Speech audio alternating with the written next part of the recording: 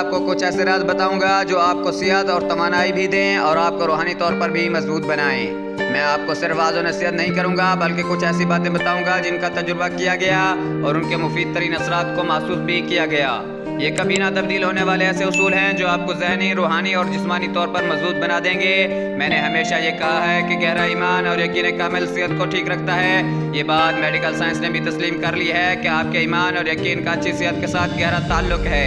Doctor Hansen کا کہنا ہے کہ جو لوگ اپنے اندر یقین کی قوت رکھتے ہیں وہ نہ صرف چھوٹی بلکہ بڑی بیماریوں سے بھی محفوظ رہتے ہیں، چاہے یہ سر درد، دل کے مریض، ذہنی دباؤ، بلڈ پریشر، کولیسٹرول کی زیادتی ہو یا کوئی اور مرض ہو۔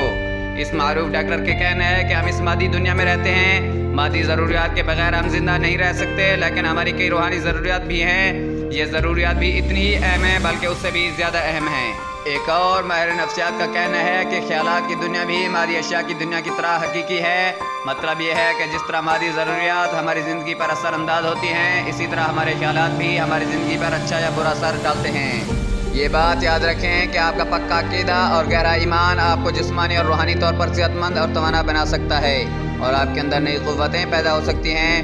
اپنے اندر نئی توانائی اور قوت تخلیق کرنے کے لیے میں آپ کو کچھ ایسے فکریں بتاتا ہوں جن کو ہر روز دہرا کر آپ اپنے اندر توانائی اور قوت پیدا کر سکتے ہیں۔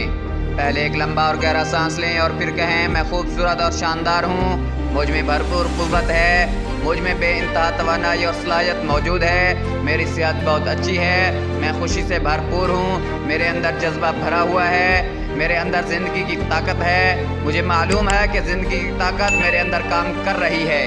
آپ یہ فکریں پورے ایمان، یقین اور خلوص نیت کے ساتھ دہرائیں۔ آپ محسوس کریں گے کہ چند دنوں کے اندر آپ میں ایک نئی طاقت پیدا ہو گئی ہے۔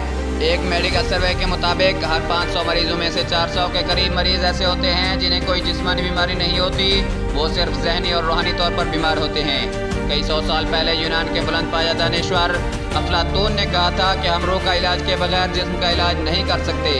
اب جدید دور میں کی جانے والی تحقیق سے بھی مفکرین، دانشور اور ڈاکٹر اس نتیجے پر پہنچے ہیں کہ افلاطون کا کہنا بالکل درست تھا۔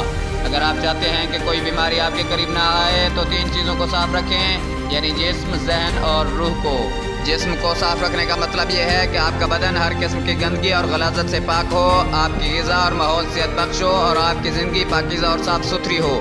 ذہن کو صاف رکھنے کا مطلب یہ ہے کہ آپ کے دماغ میں منفی خیالات، گھٹیا مقاصد اور برے عزائم نہ ہوں، اور روح کو صاف رکھنے سے مراد یہ ہے کہ آپ گناہوں سے محفوظ ہوں۔ ہر وہ بات گناہ ہے جس سے خدا ناخوش ہو، آپ کے ضمیر پر بوجھ ہو یا خدا کی مخلوق کو کسی بھی قسم کی تکلیف یا نقصان پہنچے۔ ایک اور بات جس کی طرف آپ کو توجہ دینی چاہیے، اچھائی اور برائی کا فرق ہے۔